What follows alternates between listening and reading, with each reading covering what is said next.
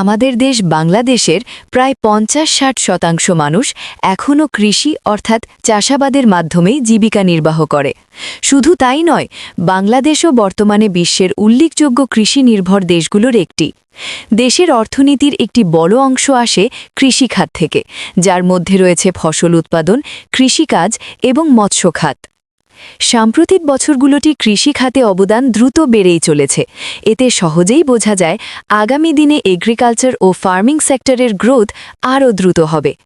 এই অবস্থায় আপনি যদি নিজেও কোনো কৃষিভিত্তিক ব্যবসা শুরু করার কথা ভাবেন, তাহলে আজকের এই ভিডিওতে আমি আপনাদের সঙ্গে শেয়ার করব সবচেয়ে বেস্ট 10টি এগ্রিকালচার বিজনেস আইডিয়া, যেগুলোর মাধ্যমে আপনি ভালো পরিমাণে টাকা আয় করতে পারেন। এই আইডিয়াগুলো খুবই সহজ, কমপ্লেক্স নয় এবং বাস্তবসম্মত। চলুন শুরু করি।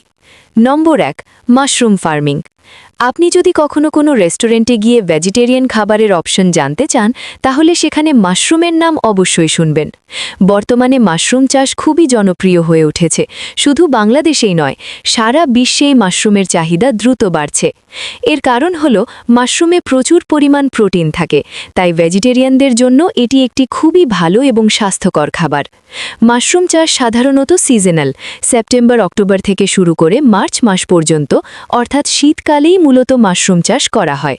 মাশরুম ভালোভাবে উৎপাদনের জন্য 25 ডিগ্রি সেলসিয়াসের নিচে তাপমাত্রা বজায় রাখতে হয়। এই কারণেই মাশরুম চাষ সাধারণত বন্ধ ঘরে করা হয়। আর যদি আপনি মাঠে করতে চান, তাহলে অবশ্যই সরাসরি রোদ ও গরম থেকে বাঁচানোর ব্যবস্থা, ছাউনি বা ঝুপড়ির মতো কাঠামো, ভেতরে ঠান্ডা পরিবেশ ধরে রাখার ব্যবস্থা করতে হবে। এই মাশরুম বিজনেস আপনি প্রায় 60,000 থেকে 1 লাখ টাকা ইনভেস্টমেন্টে শুরু করতে পারেন। এটা পুরোপুরি নির্ভর করবে আপনার স্কেল ও চাহিদার ওপর। শুরুর দিকেই আপনি এই ব্যবসা থেকে মাসে আনুমানিক 20 থেকে 30,000 টাকা আয় করতে পারেন। এটা নির্ভর করবে আপনি কতটা পরিমাণে মাশরুম উৎপাদন করতে পারছেন তার ওপর। আপনি যদি এই বিজনেসটি করতে চান, তাহলে এই সম্পর্কে আরও বিস্তারিত তথ্য ইন্টারনেট ও প্রশিক্ষণের মাধ্যমে সহজেই জানতে পারবেন। নম্বর 2, বাঁশ চাষ বা ব্যাম্বু ফার্মিং।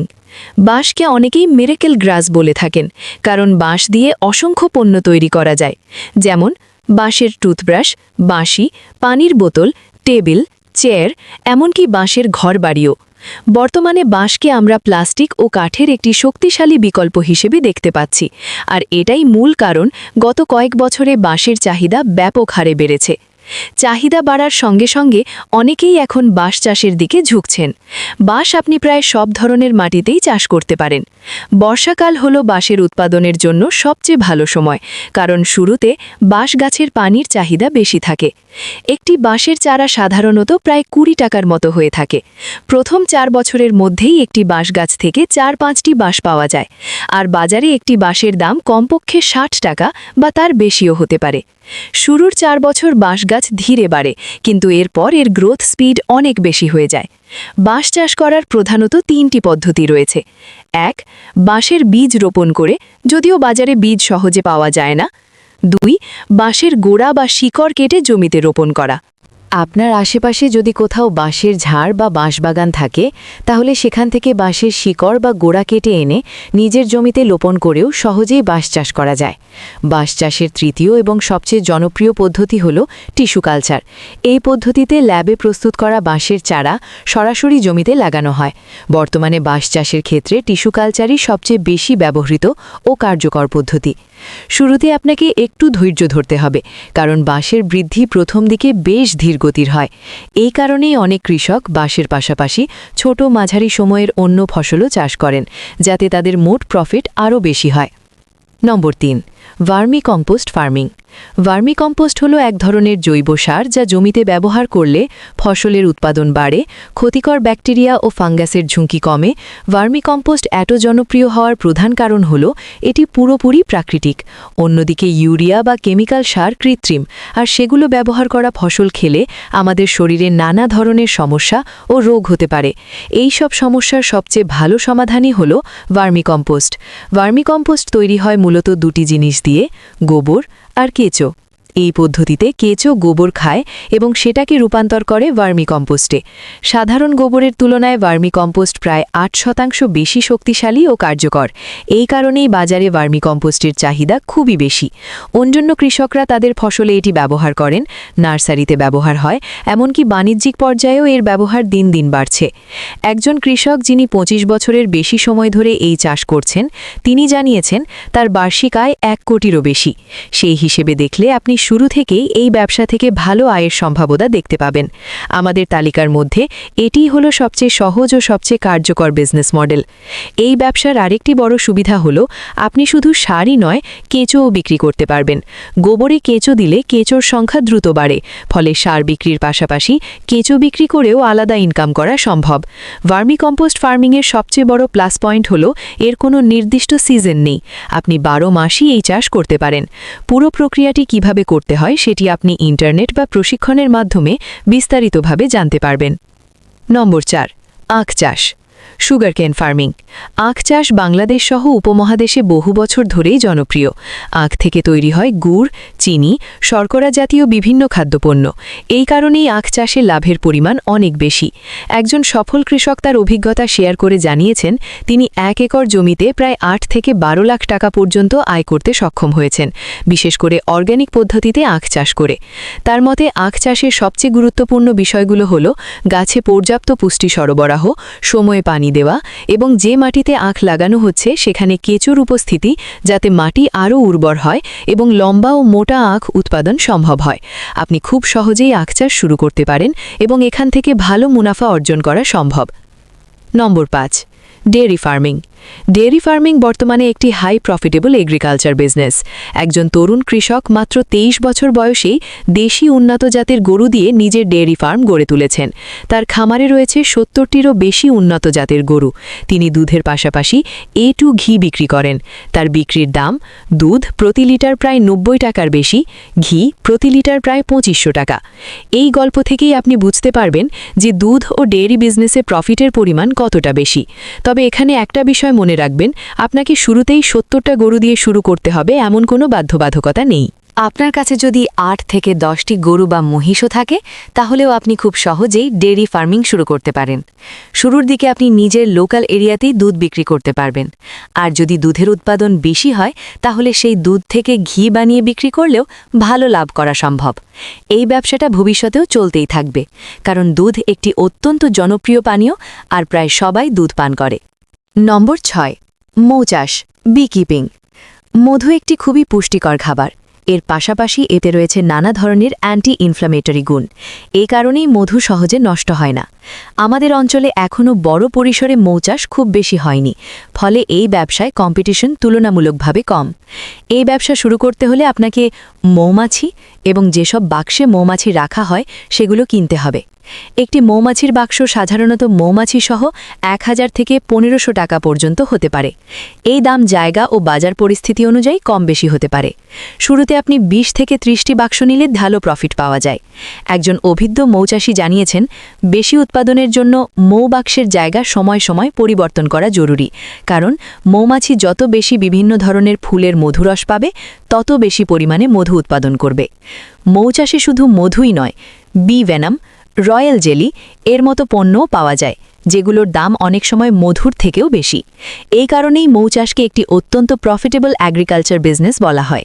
নম্বর ৭, সার ও কৃষি পণ্য ব্যবসা। প্রত্যেক কৃষকেরই জমির জন্য প্রয়োজন হয় সার, কীটনাশক এবং বিভিন্ন ধরনের কৃষি কেমিক্যাল। আপনার যদি এসব বিষয়ে সামান্য ধারণাও থাকে, তাহলে আপনি ফার্টিলাইজার ও অ্যাগ্রিকালচারাল প্রোডাক্টসের ব্যবসা শুরু করতে পারেন। এই জন্য সবচেয়ে ভালো হয় যে এলাকায় চাষাবাদ বেশি সেখানে সার, বীজ ও কৃষি উপকরণের একটি দোকান খোলা।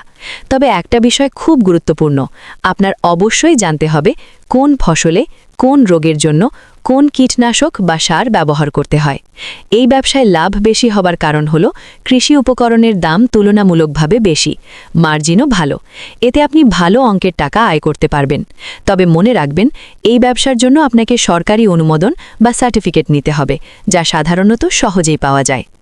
নম্বর ৮, আম চাষ, ম্যাঙ্গো ফার্মিং। আম আমাদের অঞ্চলের সবচেয়ে জনপ্রিয় ফলগুলোর একটি। গ্রীষ্মকাল এলেই বাজারে আমের চাহিদা হঠাৎ করেই অনেক বেড়ে যায়। আমের মৌসুম সাধারণত এপ্রিল থেকে জুন জুলাই পর্যন্ত চলে। আপনি আম বাগান করার পাশাপাশি জমির ফাঁকা জায়গায় আলু, তরমুজ বা অন্য স্বল্পমেয়াদী ফসলও চাষ করতে পারেন। এতে আপনার অতিরিক্ত আয় হবে। আমের ভালো ফলনের জন্য শুরুতে 1 থেকে 2 বছর গাছের যত্ন নেওয়া খুব জরুরি। নিয়মিত পানি দেওয়া, গাছ ঠিকভাবে বড় হচ্ছে কিনা সেটা দেখা।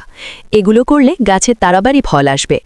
আপনার উৎপাদন কম হোক বা বেশি, লাভ কিন্তু হবেই, কারণ গরমের মৌসুমে আমের ডিমান্ড সব জায়গাতেই বেশি থাকে। একজন অভিজ্ঞ আম চাষি 1 একর জমি থেকে কমপক্ষে 1 লাখ টাকা পর্যন্ত প্রফিট করতে পারেন। নম্বর 9, অ্যালোভেরা ফার্মিং। বর্তমানে আপনি যে কোনো হেয়ার শ্যাম্পু, কসমেটিক, সাবান, বিউটি প্রোডাক্ট দেখলেই লক্ষ্য করবেন প্রায় সব কিছুর মধ্যেই অ্যালোভেরা ব্যবহার করা হচ্ছে। অ্যালোভেরা এমন একটি গাছ যা কঠিন পরিবেশেও খুব সহজে টিকে থাকতে পারে।